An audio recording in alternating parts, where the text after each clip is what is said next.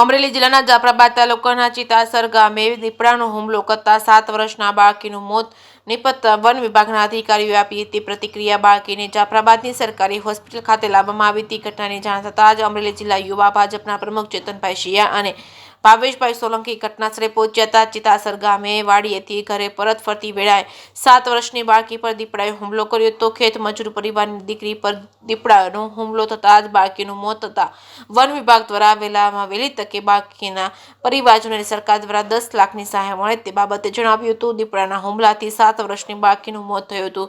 દીપડાએ 7 વર્ષની બાળકીને ગળાના ભાગે પકડતા બાળકીનું ઘટનાસ્થળે જ મોત નીપજ્યું છે। વન વિભાગ દ્વારા પાંજરું મૂકી 7 થી 8 ટીમ દ્વારા દીપડાને પાંજરે પૂરવા કવાયત હાથ ધરી છે।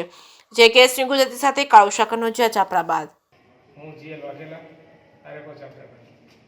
આજે ચિત્રાસર ગામે સાંજના સમયે એક દીપડા દ્વારા માનવ ઈજા થઈ, જેમાં 7 વર્ષની બાળકી કે શત્રુપાબેન જોધુભા બાભણિયા કે એમની સાથે વાડીએ હતા અને માતા પિતા અને બીજા લોકો વાડીમાં કપાસ વેચતા હતા અને સાંજનો ટાઈમ હતો અને ઘરે આવવાની તૈયારી કરતા હતા। 5:30 જેવો ટાઈમ થયો હશે તો એમના પિતાની આગળ આવી જતા હતા અને મમ્મી એમની પાછળ આવી જતા હતા અને બાળકો બે ત્રણ એમના મમ્મીની પાછળ બે ત્રણ બાળકો હાલા આવતા હશે, પાછળ કંઈ દીકરો હશે છુપાયેલો, તો દીપડાએ અચાનક આવી અને શત્રુપાબેન ઉપર હુમલો કરી દીધો। ગળાના ભાગે ઈજા કરી દીધી, ગંભીર ઈજાને કારણે એમનું ડેથ થયું છે।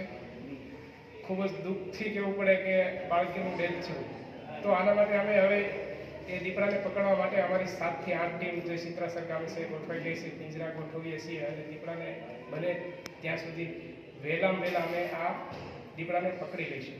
અને બીજું કે અમારે જે વિભાગ તરફથી જે વળતરની સહાય અમે ચૂકવશું કે જે કાલે સાંજ સુધીમાં અમે શક્ય હશે ત્યાં સુધી કાલે સાંજ સુધીમાં એમને 10 લાખની વળતરની સરકાર સહાય આપે છે, તો એ અમે ખૂબ પૂરી તૈયારી સાથે એમને કાલ સાંજ સુધીમાં અમે એમને વળતર આપી દઈએ છીએ।